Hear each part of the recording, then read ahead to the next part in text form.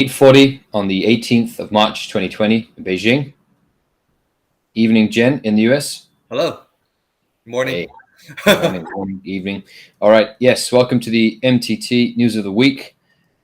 We scheduled this one, so thank you for joining, all the people who are already here in the comments and whatnot. So this week in the news, or headlines this week, and what we're going to discuss. So this week there was a long meeting between Chinese and US diplomats, a 7-hour meeting. We're going to be discussing that. There was also a huge earthquake in Japan. We will mention this. And then coming on to more Ukraine-Russia politics. In a call with Turkey, Putin has laid out what his terms for a potential settlement to the Ukraine situation are. We will explain and read out Putin's terms for a potential end to this conflict. Zelensky has also announced that Ukraine must admit that it can't join NATO, which is being seen as a pretty big concession and perhaps a turn in the corner for the situation in Ukraine.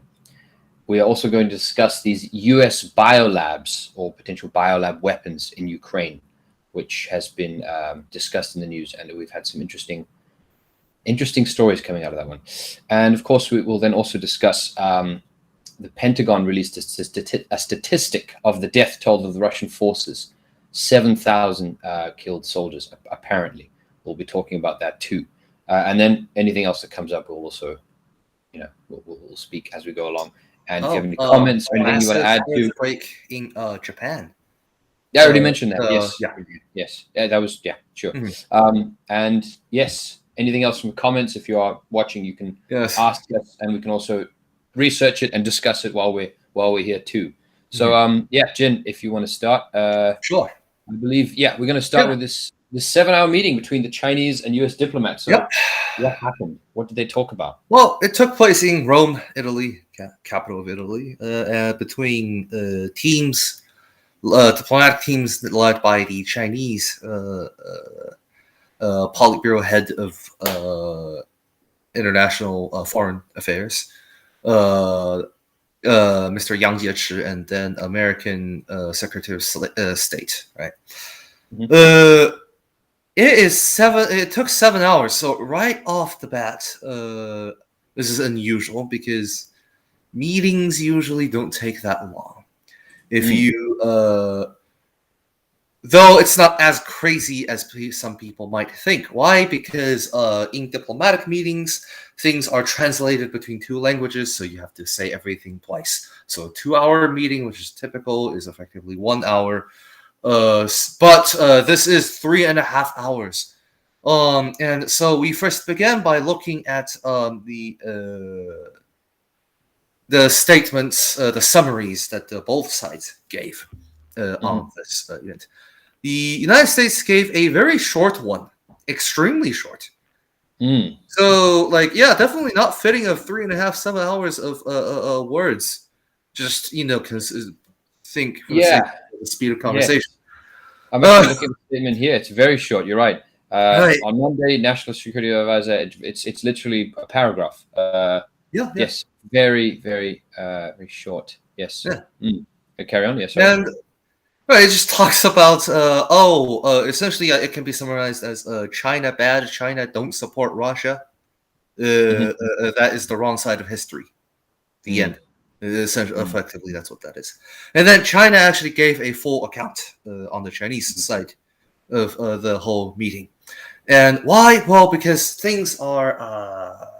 It looks pretty bad for the United States. Let's start off with the beginning of the meeting.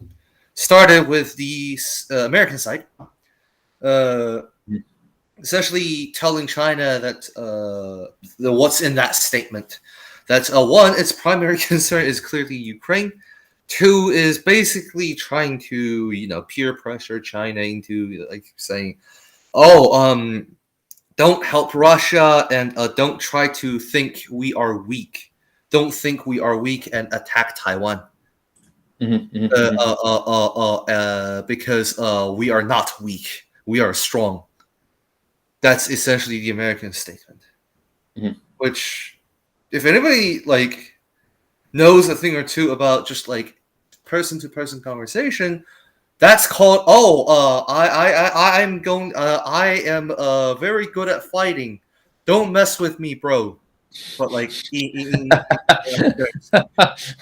very strange, right? Already. So I mean, Yeah. it's not too strange. We've like during all the previous episodes, we explained at least a little all the conundrums that's going on with the United States that makes it completely incapable, whether it be finance, economy, or militarily. It's not looking good for America right now. That's why it is doing this. And then China essentially said a few points. One is that you cannot just represent the opinion of the world, and therefore you cannot just simply say that like this is where history is going. And therefore you can't really just simply start spouting that, oh, China is on the wrong side of history, because who are you to say that? You're only one part of the world that is known as the liberal capitalist West. You don't get to define all of human civilization. That's the first thing. Second thing is that from that, you don't get to define what is a just war and what is an unjust war. Because you are not you can't be hypocritical, right? Okay, invasion bad, military action is bad. Well, if that's the standard you're going with, then like what is like Iran, Iraq, Syria, Afghanistan, Libya, Israel, so on and so forth? Like what even is that? Kosovo, especially, like Yeah. And then it's just this kind of the rest of the meeting is mostly China. Making these types of statements against the United States. On the issue of Taiwan, China said that it is, first of all, it is the internal domestic politics of China. Taiwan is fundamentally a problem of domestic policy of Chinese politics, right? Yeah. And it doesn't necessarily mean that China will take Taiwan by force. It just means that if the United States or what the West or its lapdogs were to try to make this an United Nation issue by breaking international law, then China will be justified in using force. That's essentially just that's what the one nation policy, one China two system policy means. So that's essentially the majority of the meeting. But these statements, right? These more like philosophical statements made by the Chinese side is definitely a good summarization of what's wrong with the world today, just in general, right? Right. I think that this particular meeting, because of it having two components, so I think you've already mentioned, they talked about Ukraine, and as you mentioned, they talked about Taiwan. And part of the criticism, as you mentioned, is that the Chinese criticize the U.S. position, because the U.S. position is, the U.S. policy is one China. We recognize there's only one China. With Nixon, that was the policy. That was the breakthrough, right? However, the U.S. still arms Taiwan. So we recognize that there is only one China, but we will still send weapons to this other place which we don't recognize officially. So from the perspective of formal diplomatic theory, the diplomatic relationship, in order for there to be one, or hostile war, whatever you pick, whatever the situation is, there must be a set of foundations, this consensus that is agreed on by both sides for the relationship to even have been created in the first place to begin with. Like you mentioned, it was by Nixon. Well, what was the consensus? Well, one China. Yes. That's so it logically follows that if this consensus is not kept, then there is no such thing as diplomatic relation between the two countries, because a piece of paper is not cut if I do not use the scissor. formal logic, people. That's just Yeah. that's just how this works. So Right. for the West to dominate the narrative of the world without even acknowledging basic logic, that is, I guess, like the power of narrative warfare of the West. I guess you can say. Right. I think the other thing I just want to, before we move on to the actual more diplomacy talk, I think the focus of our episode today is a lot of diplomatic stuff. Yeah. Is that on many sort of, there's been many comparisons to, Ukraine. Is it like the Spanish Civil War? Is it like Yugoslavia? Is it like this? Is it like that? There are lots of parallels you can draw with many different conflicts, right? But I think just on terms of this relationship about this discussion about Taiwan, is that you have a breakaway section of a larger country which is being backed by a foreign power. So if from the American perspective, they'll go, well, that's what Russia's been doing in Ukraine. You have this breakaway Donbass section which split during the chaos of the coup, sort of semi-civil war that happened 8 years ago, and then the Russians are arming them. But we think that Taiwan is legitimate, Donbass is fake, and we will arm Taiwan. You shouldn't arm Donbass. So there's some I think there's some contradiction. That is why I mentioned the civilization versus nationhood thing a few episodes ago. Why? Well, think of it this way: is Ukraine Russian? Well, you know what the ethnic name for the Russian Slavic people is called? Take a guess. It's called the Kievan Rus. The original, yes, Right. So it's not legally a part of the Russian nation because during the formation of the Soviet Union, Vladimir Lenin made that its own alliance country, made its own socialist republic. Yeah. But the thing is, before then, it was always just this kind of Slavic. Not even because you have to understand, before the days of formal nationhood, it was just like a sphere of which civilization it is. So that region where like the Soviet Union roughly was is just simply where not talking about the 5 Central Asian countries, obviously, but what it is simply the general vicinity where all different kinds of Slavic people resided. And there really was not that formal of a border of any kind or a distinction. Any kind at all. So just because it is no longer just because you have formal national borders the way it is or the way it was, does not mean that the generalized people that constitutes nationhood aren't one entity. And for the West to try to divide that artificially is very nonsensical. It's what they did to the Native Americans, artificially like drawing hard borders for every tribe so that they can, use military and political treaties to suppress and then exploit them, so on and so forth. Right? Sure. Yeah. Okay. Well, let's actually now we're already going into Ukraine, so. Let's actually just step back. So that conversation was actually, what we just talked about was Chinese and U.S. diplomats mention Ukraine, but also talking about Taiwan and talking about Chinese and American relations.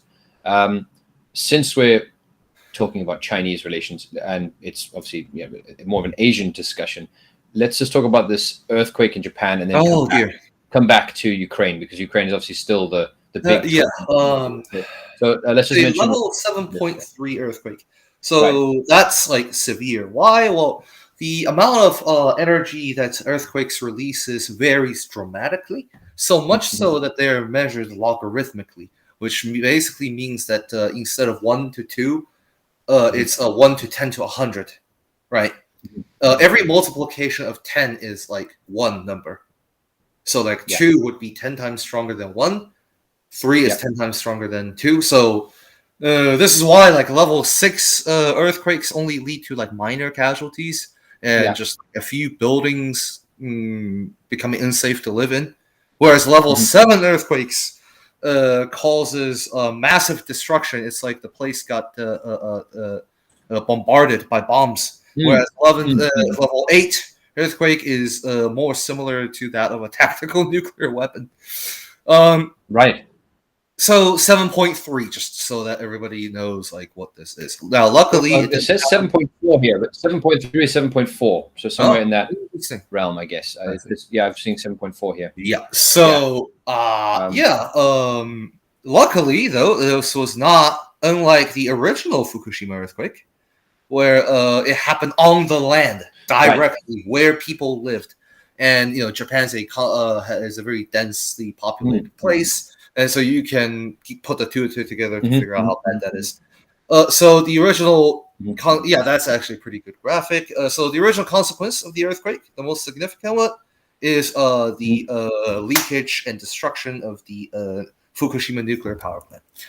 Ever since, due to the fact that Japan is a Western-style bureaucracy, where it is more about the deferral, the kicking away of responsibility than it is the kind of embracement of responsibility. There were no organized large-scale efforts to contain the nuclear waste like the Soviet Union did with Chernobyl through the sacrifices of countless governmental personnel, right? Firefighters, soldiers, commissars, so forth. Japan never had that. So what ended up happening was that a small kind of a nuclear leak that could have been fixed relatively easily just by slapping on some concrete became more and more and more, and it developed to the point where the discussion last year, around August or so, was that Japan is actually going to just start dumping those irradiated water, ocean water, into the Pacific. And the United States immediately banned the import of all salmon and whatever ocean seafood produce from the Pacific Ocean. But the United States is helping Japan in media to claim that, it's not a problem, this is not Chernobyl. Various YouTube channels were guilty of that. But then why does the FDA ban Pacific seafood produces, right? So now with this, so earthquakes happen in the ocean. And with huge vibrations in the water, try it with a cup of water. You shake it, the water comes out. That's how earthquakes call tsunami, right? And the tsunami is at Fukushima again. So go eat Pacific fish, crabs, whatever seafood while you can, and then just stay away from that. And then just pray to God that the ocean current doesn't bring Fukushima radiation to your doorstep. That's all I can say. Yeah. So I remember when this came out last year. So there was a lot. China was very upset about this because the Japanese. So is the DPRK and even South Korea. Everyone was. Because Japan was releasing, tons and tons of irradiated water. Their argument was that it's not that irradiated. It's very, very low. Right. They were two devil's advocate moment here. Yes, it was to their benefit. They do say that they are going to, at least this is the plan, to release it very slowly and incrementally. To where it doesn't change the overall radiation level of the Pacific Ocean that much. But now this is beyond their control, simply. Regardless of this is beyond their control now. Even if they wanted to help. I just feel that I think that was the one of the comments or the sentiment that I picked up on was that should we really be tampering and pumping something like this into the Pacific Ocean, which obviously there's fisheries, huge amounts of I don't know how much of the world's population depends on the food that comes out of the sea, out of the ocean, out of that section. Of more so it's the oxygen, right? The coral reefs are actually responsible for the majority of the oxygen production of the world. That too. After that is the Amazon rainforest, right? Right. If you take that out, we are not in a good time. Yeah, no, that's exactly. So should you be? Even if they say the risk is very low because we are pumping out very low levels of radiation and it's done over a long time, it's just why don't you just put it in a box? Put it in concrete, right, and deal with it. Pay for it. Obviously, the earthquakes is going to cause leakage, and the tsunami is also going to cause leakage. So I mean, we can all see where this is going. You have a open cup of water, right? Yeah. A massive tidal wave just came and spilled that bottle of water, but then that bottle of water is called nuclear waste. So go figure, everyone. I mean, it seems that even though that earthquake's being so high, 7.3 or 7.4, it only sadly only 3 people have died. But like you said, luckily only 3 people have died. Luckily, sorry, not sadly. Luckily, only 3 people have died. But it is right next to Fukushima, so I guess hopefully nothing worse will come out of this. Nothing. Well, the problem is, as a lasting remark, one of the problems that the international community, especially in Asia, has such a problem with the Japanese treatment of Fukushima is that the tremendous level of coverage, cover-ups by first it was Tokyo Electric, which is the company that owns it. And then when Tokyo Electric fails to cover up this whole thing, the Japanese government just straight up stepped in to help them cover it all up, to the point where lots and lots of malpractice, corruption, extortion, coercion of forcing homeless, unemployed people to go pack up the nuclear waste, and also like not covering the fact that there is already leakages into the Pacific Ocean. So like what it is like the plant itself of releasing it incrementally into the ocean is okay if it is actually done that way. That's the dialectics here that I want to bring in.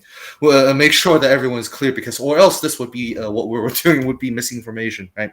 So if the plan actually happened the way they intended, it would technically be okay. But it didn't, because of corruption, cover-ups, and extortion and coercion, and a passivity from the entire corporate and governmental bureaucracy of Japan. So that's why all the Asian countries have such a problem with it. And whereas when Western media, especially American media, reported it, and all the science YouTubers reported it, they only talk about the technical plan itself, which is technically actually okay. But that misses the point. So I want to make that clear. Yeah. Okay.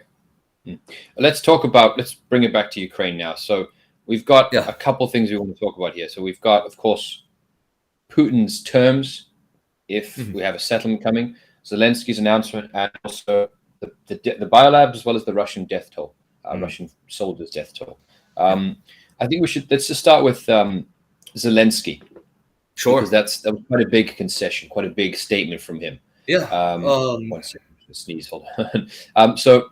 Yeah, I think what Zelensky said was something to the effect of Ukraine should be like a neutral state, such as Switzerland. I'll read the statement here. Yeah. So we've got Business Insider's cover of it, or sort of piece on it. So Zelensky says Ukraine must admit it won't join NATO, and its people must rely on themselves and our partners who help us. So this is on March 15th, so 3 days ago. If you have been following this conflict, which I assume everyone has, particularly if you're watching this show, the NATO question is, I would say, the most important part of the entire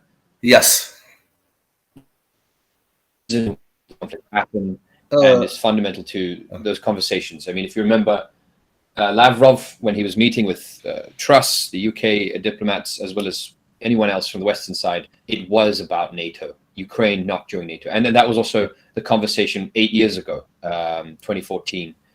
Yeah, that was at the heart of this all. And that's why Crimea got involved in all this stuff. So when Zelensky says this, I don't think I don't think I'm overstating this, that this is a big turn. Yeah, no, this is effectively, if you want to go ahead and cover the what Putin's words were. I think we'll go over Putin's words. This is effectively Zelensky saying that Ukraine should agree to Russian terms, which this is and one of the warfare that would have mean Russia have won. Maybe is it too early? Well, to say I'd say that Russia has.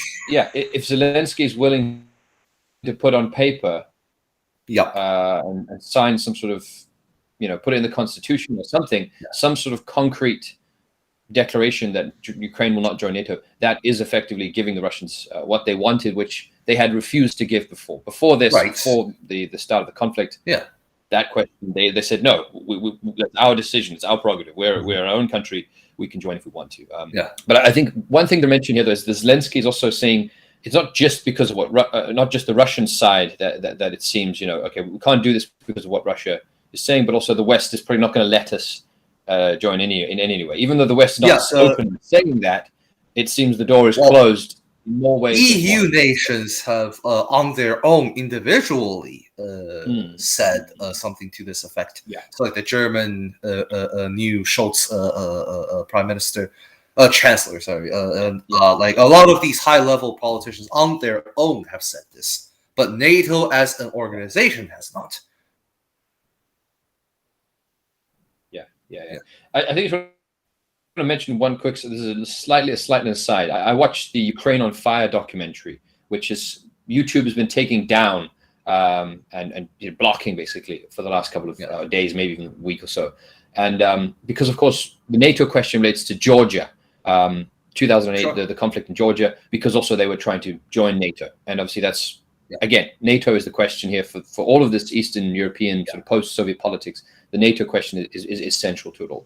But just on the Georgian question, if you watch that documentary, have you seen it, Jen, or not? Ukraine on Fire? The Oliver Stone film? I've only seen the Gaza one. Okay. I suggest you watch it. It's a bit old. It's obviously 2016 that it came out. There's also a follow-up. Which I've forgotten the name of it now. But I just want to mention that there's a very odd scene. I don't know if you know this or not, but after Mikashvili, so he's the president of Georgia back then in 2008, around that period, the guy who started this whole NATO issue in Georgia. He got given the seat to become the governor of Odessa, and he changed his nationality the day before he took on his governorship in Odessa. So they just gave him. I know that. So I mean, it's something. Right. But he just, he just flew in and was given a governorship. And so just talking about because this ties into NATO, this ties into Georgia, this ties into the Ukraine question. But as soon as you start examining the politics and the political sort of ongoings of these guys, Zelensky, Mikashvili, it's just, it's so rotten. Mikashvili did come out to basically... at first, on camera, to say we will fight Russia, like in Odessa, a few weeks ago, but then now it's like you never hear from him again. So we right. Who knows what happened? Right. Yes. Yeah. For my part there. Let's read about Putin's terms then. So this is brand new. This is about hours, the last sort of 4 hours or so. So Putin and his diplomats had a conversation with Erdogan, the Turkish leader, and they have now shared their, what was said. So 1 second, we just get this up. Just having a slight delay. 1 second, what's going on? Here we go. Okay, so let me just put that in the stream. So these are apparently what Putin has laid down as his terms for ending the conflict, perhaps. So I do think that a corner has been turned with this kind of with read this kind of stuff here. So Ukraine conflict. Putin lays out his demands in Turkish phone calls. So this is from the BBC. So Turkey has positioned itself with great care to be the go-between Russia and Ukraine, and this seems to be paying off. On Thursday afternoon, President Putin rang the Turkish president Erdogan and told him what Russia's precise demands were for a peace deal with Ukraine. Within half an hour of the ending of the phone call, the BBC interviewed the leading advisor and spoke to him, as well as some other officials, and the demands fall into two categories. The first four demands are, according to this diplomat, are not too difficult for Ukraine to meet. Chief among them is an acceptance by Ukraine that it should be neutral and should not apply to join NATO, which Zelensky has already conceded. There are other demands in this category which mostly seem to be face-saving elements for the Russian side. Ukraine would have to undergo a disarmament process to ensure it wasn't a threat to Russia. There would have to be protection for the Russian language in Ukraine, and there is something called denazification. The BBC goes on to say that this. offensive to Zelensky, who is Jewish, and some of his relatives died in the Holocaust. But the Turkish side believes it will be easy enough. That is. Sorry, that is too atrocious. The whole war started because Zelensky only became president because of the Nazis, and he is in close cooperation with the Nazis. And the main Ukrainians that are still fighting against Russia and the CSTO and the Union State and so on and so forth is the Nazis. The Western arms supply goes to the Nazis. Western financial supply goes to the Nazis. There's been reports of like the quote unquote volunteers, right? The mercenaries that goes there. That apparently what they're supposed to be getting paid was 270 hours ish a day. Well, whereas what they were actually getting paid was $20 a day. And upon arrival, the Ukrainian government, along territorial defense forces, and then the Nazis would cut up their passports so that they can't leave. Right. So, like, not saying the mercenaries are people, I agree with you on that point, though. The denazification, it's but it's a real thing. Just to clarify, that is seen as not too much of a problem. The Turkish believe it will be easy enough for Mr. Zelensky to accept that. That's right. Fair, I guess. Let's just get all the points down, and then we can discuss it. So, perhaps it will be enough for Ukraine to condemn all forms of neo-Nazism and promise to clamp down on them. Okay. So the second category is where the difficulty will lie. Putin said that it would need to be a face-to-face negotiation between him and President Zelensky before the agreement could be reached on these points. Mr. Zelensky has already, of course, said that he would like to meet face-to-face. That's not a problem. Mr. Kalin was much less specific about these issues, saying simply that they involve the status of Donbass in eastern Ukraine, parts of which have already broken open Crimea from Ukraine, and stressed their Russianness and the status of Crimea. Although Mr. Kalin didn't go into detail, the assumption is that Russia will demand that the Ukrainian government should give up territory in eastern Ukraine that will be deeply contentious. The other assumption is that Russia will demand that Crimea be recognized as part of Russia. Nevertheless, it is a fait accompli, even though Russia has no legal right to own Crimea. Okay, sorry, this is just the rest of the BBC stuff. Let me just cut back to this. I'm sorry, that's gross. Still President. Okay, so still President Putin's demands are not as harsh as some people feared, and they scarcely seem to be worth all the violence, bloodshed, and destruction which Russia has visited on Ukraine.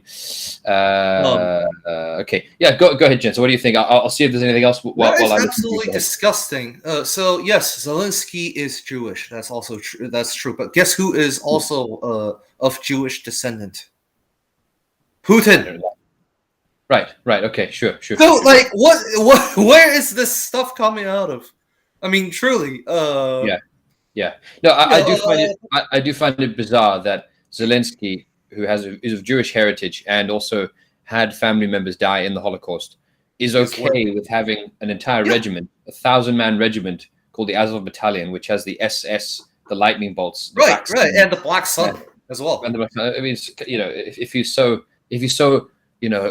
offended or so angry about what gets worse is that this is a part that is interesting to observe, which is that in Russia demands that Ukraine Zelensky denounces Nazis and have denazification, at least at the level of government and administration, right?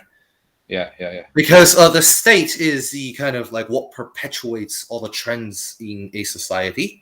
And if you choose to perpetuate racism and Nazism, then that is what you get, right? But without the endorsement of the state, generally speaking, fascistic trends do go on the decrease. That's just what we've seen all across the world for 100 years now. Well, then what does that tell us? Well, there's just one little problem. Since Zelensky came to power via the Nazi military, and that is the seat of his power. If he chooses to do that, there is no guarantee that he can still be president. And there also, like, given how violent things are over there these days, I would say that there's also no guarantee that he won't be assassinated by Nazi extremists if he agrees to this. So we will see how this plays out. If that does end up happening, please come back to this episode. Please contact us on social media or Facebook to tell us that we were right. But we will see. Come back, though, yeah. So there isn't anything more in that sort of statement from there. But to be honest, so I don't think we're seeing a ceasefire happening in the next 7 days. But the groundwork is I think we have turned a corner. So the conflict has turned a corner. Yes. Zelensky is openly saying that NATO is out of the question. For sure. That is also fundamental to Putin's demands. There is a corner there. So that was something that was not going to be given before. It has been given now. It has been won, I guess, as a diplomatic sort of piece, as a negotiation piece. I think I'd like to speak on the casualties. One second. Let's wait before we go into that, because I think that's very important. And I do think we just talk about domestic politics for Putin and how this is going to turn out for him. But I do think that Mariupol and that stretch on the southern eastern beach from Crimea to Donbass, I do think that in the negotiations, once this is settled, that will be either made a part of Russian Federation or it will be put in the Donetsk sort of thing. Yes, I don't think that territory is going back to Ukraine. I don't think Mariupol and the beach from Crimea to... As a consequence, what I would say is that what we're likely to see would be the rise of the Russian naval forces again. Because, why was Russia unable to build aircraft carriers like the Soviet days? The most fundamental reason is simply that Russia didn't have a warm water port, and therefore you only have 4 months every year to build things. Ships don't get built that quickly. So right, that's just another future prediction here. So let's talk about the casualties there. Actually, no, sorry, hold on. There's two things we're going to discuss. We need to talk about the biolabs as well as the death toll. But I think the casualties have come up. Let's mention it. So the Pentagon, U.S. Defense. If you don't know what the Pentagon is, I can't help you. But the Pentagon said, and U.S. intelligence have said, that 7,000 Russian troops have died in the fighting, which is a huge number, right? If it's true, if it's accurate. I'm skeptical about that number. I'm very skeptical. Very big number. So to give you context, 7,000 Russian troops being killed. So Iwo Jima, in 36 days of fighting, that was the number. So 7,000 Marines were killed. But 7,000 is also more than all American troops killed over 20 years in Iraq and Afghanistan combined. So it's a huge statistic. So there is a few things there about American casualties during the Gulf Wars and the subsequent occupation. During the opening days of Operation Desert Storm, and then they took Iraq, right? The official stated casualty was right around 2,000 NATO casualty. But there is just one problem. Chinese analysts actually looked into the physical battle reports that the U.S. military and NATO headquarters gave on this. They ordered 10,000 body bags. What does that mean? It means two things. Either more people died than they claimed, or every body was wrapped by 5 bags. Well, I mean, maybe they kept some in store. Probably somewhere in between. Right. Okay. So, I mean, just on the Ukraine, that's it. I do think I wouldn't trust. I mean, I wouldn't trust the Russian number fully for very obvious reason, because in media, when a nation is at war, their information, no matter if it's from their media or their agencies, are automatically not to be counted as objective facts, right? No matter if it is which side of the conflict and which side of the conflict you support, and that's obviously true for Ukraine, because they've been claiming 1,000 deaths a day every single day, right? So I just want to bring in this fact though. During essentially you have to associate things and connect them together to see if they make sense, right? So what should we combine? So what is casualty an indicator of? of success or failure, right? So then by looking at success or failure, it should give us some clue about this fact, casualty, right? Has Russia been successful? Well, extremely. How so? Well, the mercenary camp that is on the Ukrainian-Polish border, on the furthest western tip of Ukraine, was destroyed by Russian jets firing close-range air-to-ground missiles. So what does that tell us? Well, it tells us that Russia has a lot of control, in fact, over the entire territory of Ukraine. When Russian diplomats were in Ukraine, right? They didn't have dust on their faces. What does that mean? Well, in a construction site, or if there's explosions, as long as dirt is being kicked up, there will be in the vicinity a lot of dirt, right? And we humans, it'll stick on our skin. So if you've been on, say, like a big city where there's construction and hammerjacks, and you walked by because you work food or grocery, you will have a lot of dirt on your face. That's called being near activity. None of the Russian diplomats had even a speck of dirt on them. They wore clean suit and tie, hair gel, and no dust. So what does that mean? That means that the Russia has... So where was this? Sorry, this just all the footage, literally every single footage between Russia and Ukraine negotiation ever. You can just every single one. Of them. Fine. Yeah. Sure. So then, what does that tell us? Well, it tells us that the Russians are able to control fighting so much so to the point where near the vicinities of Russian official personnel, there is no fighting. So if you're able to have this much degrees of control over a battlefield, how do you have this much casualties? Because the logic of casualty and operation in the military is this. It's very simple. Yes, human death, it has a psychological and moral thing, but operationally for an organization, it's also about the amount of people and machinery that is missing. So if, say, 100 people were doing a task right? Yeah. If all of a sudden you take away a whole bunch of people and equipment to the point where it's not there, logically, even for civilian and corporate settings, you can't do that thing anymore.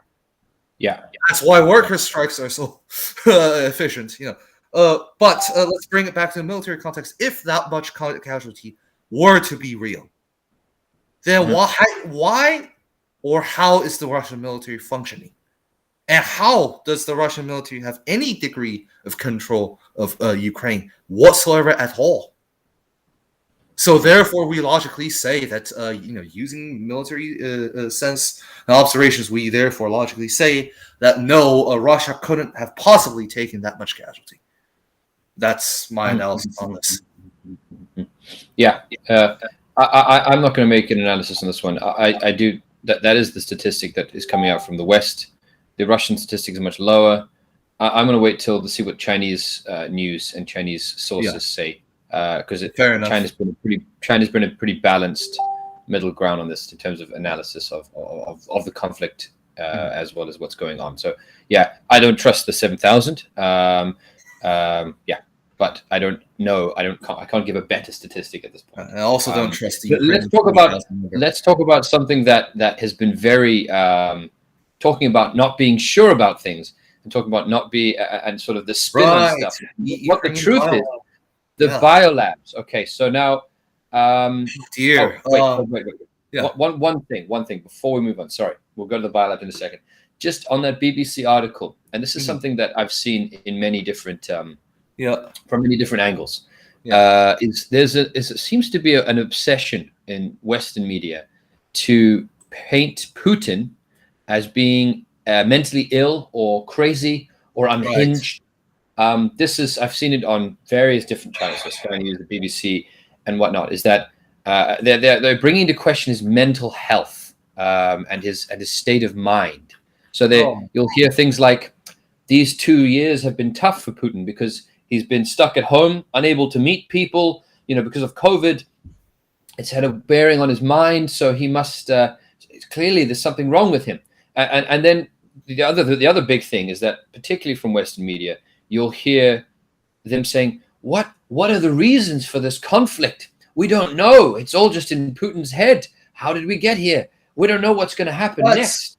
And so there's a complete ignorance or denial of anything that he ever said. So the 40-minute speech where he talks about NATO, he talks about it's like right. Treating Putin or any other leader of opposing faction, really, any way, shape, or form, or size, or scale, as animals who are incapable of logical cognition, right? And who is just a complete subject to the whims of change around them, and that they are a beast.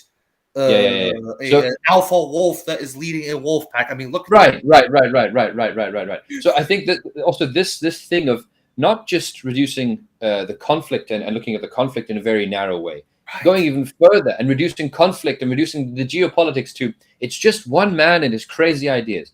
And if last week we read the statement from the Cuban Communist Party, which was an excellent statement, and it said the constant narrowing down of conflicts to a specific and forgetting how we got here, forgetting the context and forgetting to look at the bigger picture. This thing about focusing on Putin's mind is just a further push of this to avoid any conversation about geopolitics and how we got here and about NATO, etc. Liberal, crazy fictional Harry Potter level of logic. Voldemort was bad because he was. So let's go back to biolabs now. Sorry for that aside. Biolabs. I mean, it has a consistent theme, right? It's the limitation of information, so that history becomes. In China, we have borrowed a saying from the Western academia, which is that history is like a little doll or little girl. You can dress her up to be whatever you want. And it's like haircuts, right? It turns to different shape via cutting, And I guess it's the same thing with because for people who haven't been following along, we have been here at MTT have been following this along very early on, as soon as that claim was made more than 3 days ago, or officially made. By Russia officially, the investigation of Russians coming into contact with these labs was existent a few more days back, like 2 or 3 more days back. So what are we seeing? Well, we're the chronology of it is this, and then I'm going to explain how the West has manipulated this. Chronology goes that in the beginning, Russian forces found these labs because they're in Ukraine and all other places, and they started seeing more and more, and then they started making first semi-official claims by Russian officials as an individual, but not as Russia as a nation officially, right? But then as more and more evidence was discovered, Russia started taking this to the international diplomatic stage where their Minister of Foreign Affairs, Mr. Lavrov, started, saying that in the United Nations. Then the first statement, the very first one that the United States gave, which has been deleted off the internet now, which is the first piece of information that we have on this, which is that yes, there is biolabs in Ukraine, but they're not for weapons, and they fear that, and this is very contradictory, okay? They fear that Russia, that what's in there is not bioweapons, but they fear that Russia will release them as bioweapons. Yes. That's the full original statement, which has been now completely censored on Google, because as soon as you search Ukraine biolab, U.S. Ukraine biolab, Russia biolab, or whatever, it's just completely covered with censorship, right? So then, that gives us very interesting clues now, doesn't it? If it's not bioweapon, then why do you do that? Why is it there? And And also, another piece of information, as we've discussed before, that from clues we can tell that Russia is clearly dominating and winning. Only losing sides use bioweapon, as our guest Zhao, Leo He Zhao, last week. If you're winning, you don't use bioweapons. You've already won. Yeah, exactly. Right. So, and also, why weak forces don't use bioweapons against the strong? Well, all they need is gas masks and hazmat suits. Fighting will continue as usual, and then you don't get any tactical use out of it. You only get political defeat because nobody likes that stuff. Now, to add more fuel to the fire, according to people in the Chinese intelligence community, what they said is that they've received from Russia, in Russia's kind of explanation of this at the intelligence circle level, that of uncovered full-face picture of American scientists and Ukrainian military officials above the rank of, I believe it was colonel and above, in pictures in uniform and lab coats in those facilities with their full face uncovered. And that was the kinds of things that the Russian forces were finding in Ukraine.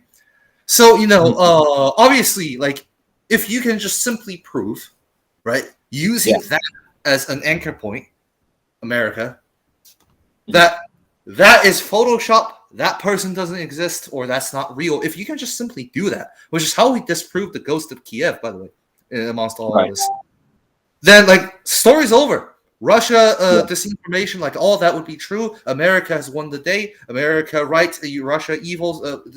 Russia bad. The end is nigh.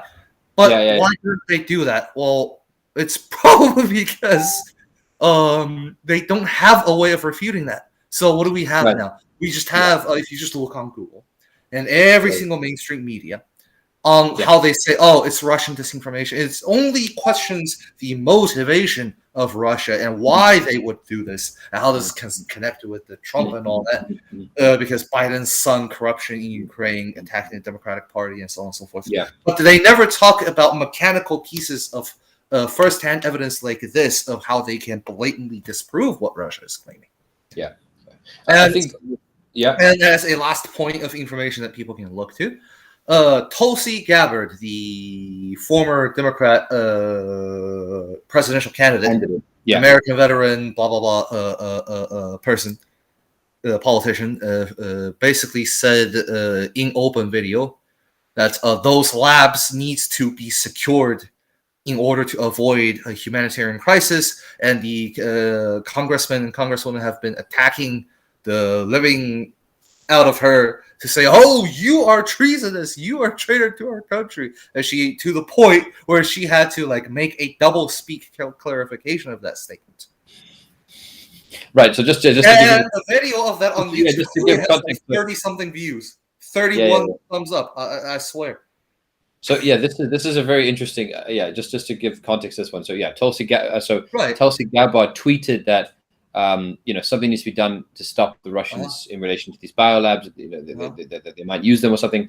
And then Mitt Romney says, "Oh, you're parroting Russian propaganda." So now she's had to counter tweet, say, "Oh no, I clarifying her remarks." But what's really central to this is the information war that we've been talking about since the start of the operation. So and I mean, for me, I think the fact that Victoria Nuland is also still speaking at all, talking about information ops and honesty and things that are being done underhandedness and all this kind of stuff. I mean, you're still talking about Victoria Nuland, the woman that we played the phone call of already at the start of this instance. I want to add two more things. One is a piece of information coming out of China. Essentially, China and the DPRK has always insisted that and have material proof of the United States using bioweapons in China, in Korea. On civilians and on Chinese troops as well, right?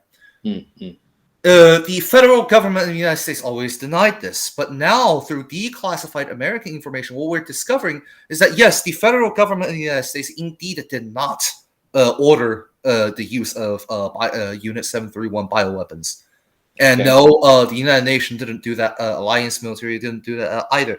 What did happen, though, is small clandestine groups did that because the Western political system is full of gaps and inefficiencies, which allows for conspiracies. And MacArthur likely approved that, but it was more of a conspiracy instead of the official act.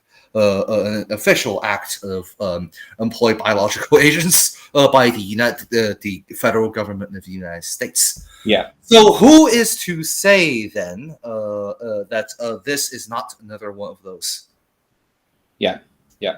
I'm willing to give the United States federal government the benefit of the doubt that they wouldn't be like doing it at least that much. I'm willing to play the devil's advocate here. It's simply there's just one little problem.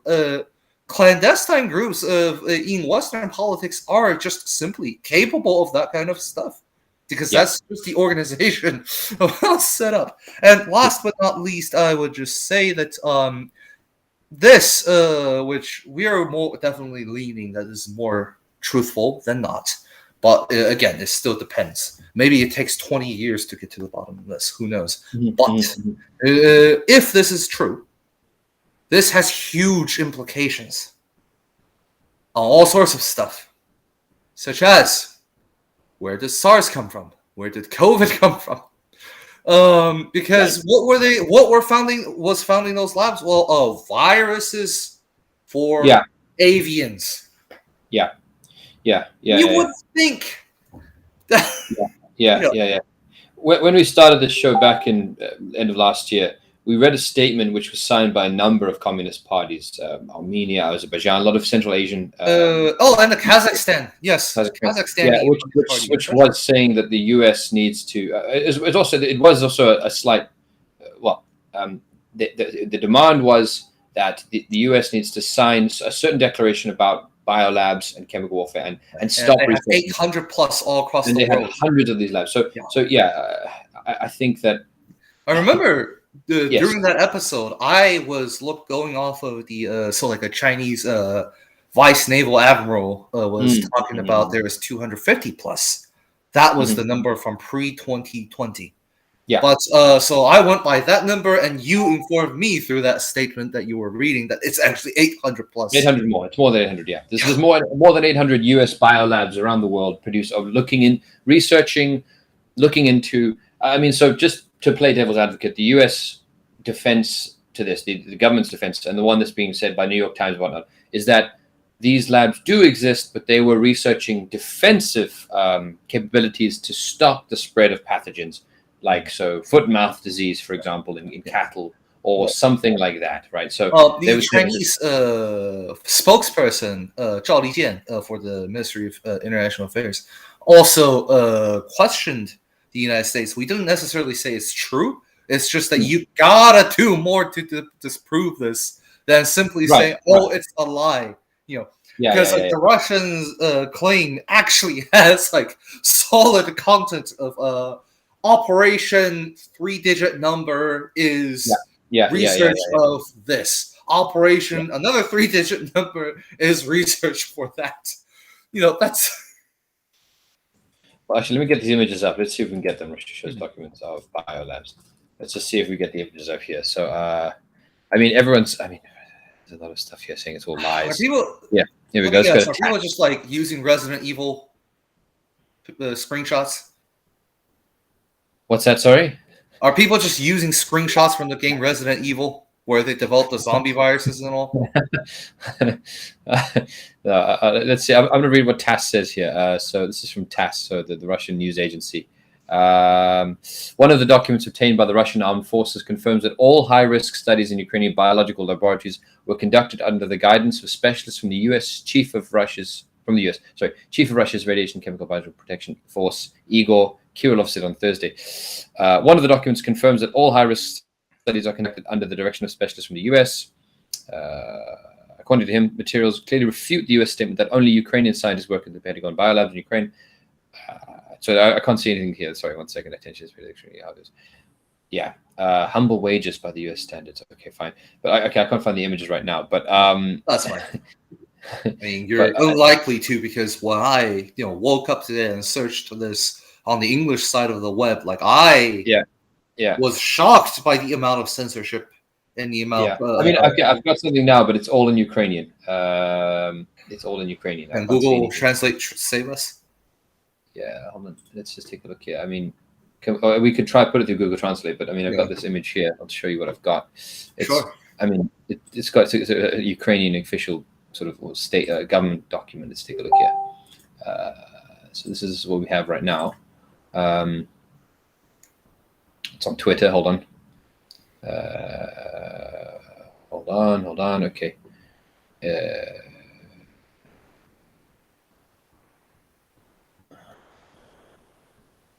What's this? Yeah, there you go. I don't know if you can read that, but I don't know if this is. I can't see it. No. You gotta make it one of those quadrants. I don't think we're going to be able to read this now. Anyway, we need to translate. That's fair. But nonetheless, I think we'll have to maybe come back to this one. Oh, yes. Sorry, I thought I was showing that in the stream. I mean, that's what we've got, but it's not particularly right. I didn't think it's maybe useful for us today. Yeah. So, I mean, we've covered all of our main stories. So, the diplomacy, the biolabs. I mean, again, the point of, I think the main point today is that we've seen a massive turn in the corner of the conflict. So, NATO not being allowed to join. I agree. Ukraine not allowing to join NATO. NATO not being allowed into Ukraine. The general sentiment is like a paradigm shift, right, for all of it. You know, what you just mentioned. Zelensky effectively agreeing to these conditions. Also, so to quick recap to the beginning of 2020, because this program didn't exist yet back then. Yeah. The Chinese state never officially said this explicitly, but among the Chinese populace, there's always the sentiment that COVID is an American bioweapon. And the evidence that they point to is Fort Detrick or Dietrich in the United States, southeastern United States. It's basically the United States Army has this program of biological experiments, chemical biological experiment, where it is not approved by the Congress. And it is actually a massive program that is in control of like near 200-300 of the 800 total labs across the world, right? So the first of all, even if they're not bioweapons, like why are you doing potentially hazardous biological experiments on the territories and the homes of other people, not your own? Clearly, that is dangerous enough to where you don't want to do on your own home soil.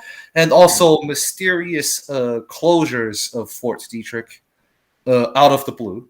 And mysterious things happening there, such as a Navy veteran tried to escape Fort Detrick by driving through the barricade and then getting shot by rifles as the car was driving away.